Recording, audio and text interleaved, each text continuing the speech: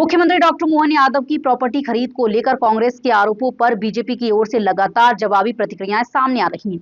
BJP विधायक रामेश्वर शर्मा के बयान के बाद अब मध्य प्रदेश सरकार की मंत्री कृष्णा गौर ने भी कांग्रेस पर निशाना साधते हुए आरोपों को निराधार बताया है।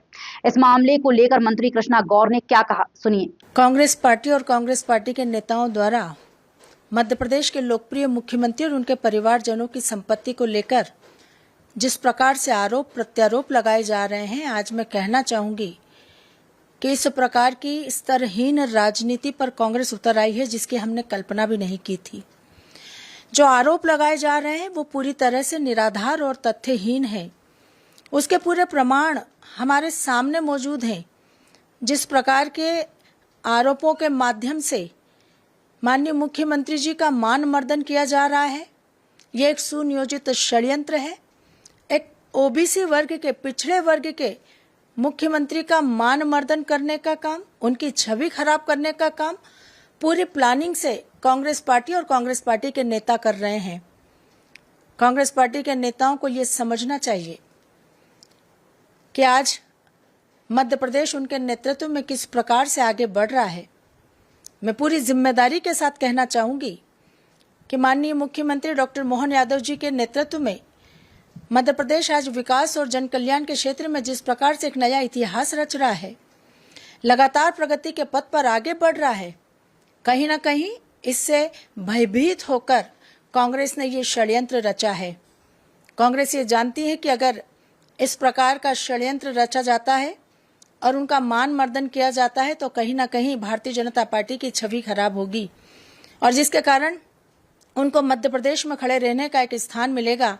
लेकिन कांग्रेस पार्टी जिस प्रकार की स्तरहीन राजनीति करके निराधार आरोप माननीय मुख्यमंत्री जी पर लगा रही है, ये प्रदेश की जनता पूरी तरह से जानती है। माननीय मुख्यमंत्री जी ने अपने चुनाव के समय में जो हलफनामा संपत्ति का प्रस्तुत किया था, उसमें जो संपत्ति का विवरण उन्होंने दिया था, आज भी वह उतना ही है, चाहे वो उनके नाम की हो या उनकी पत्नी के नाम की।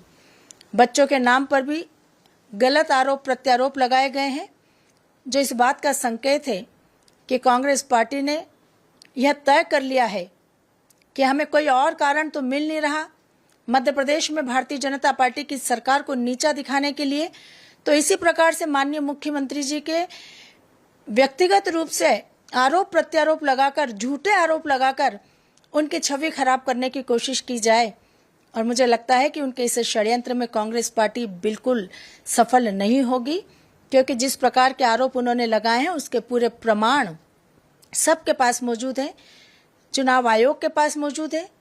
सरकार ने जिस प्रकार से इस प्रकार के जितने भी काम किए हैं, चाहे वो उज्जैन में भी विकास के कार्य हो, माननीय मुख्यमंत्री जी की संपत्तियां उज्जैन के विकास कार्यों के पूर्व कई वर्ष पहले की खरीदी हुई है और इसलिए वो साबित करता है कि ये सारे आरोप कांग्रेस ने भय से ग्रस्त होकर लगाए हैं, क्योंकि कांग्रेस जानती है कि यदि मुख्यमंत्री जी के द्वारा मध्य प्रदेश की इस विकास यात्रा को रोका नहीं गया तो आने वाले समय में मध्य प्रदेश में कांग्रेस का अस्तित्व समाप्त हो जाएगा। कांग्रेस को खड़े रहने की जगह भी नहीं मिलेगी। इस भय से ग्रस्त होकर इस प्रकार के निराधार आरोप कांग्रेस लगा रही है।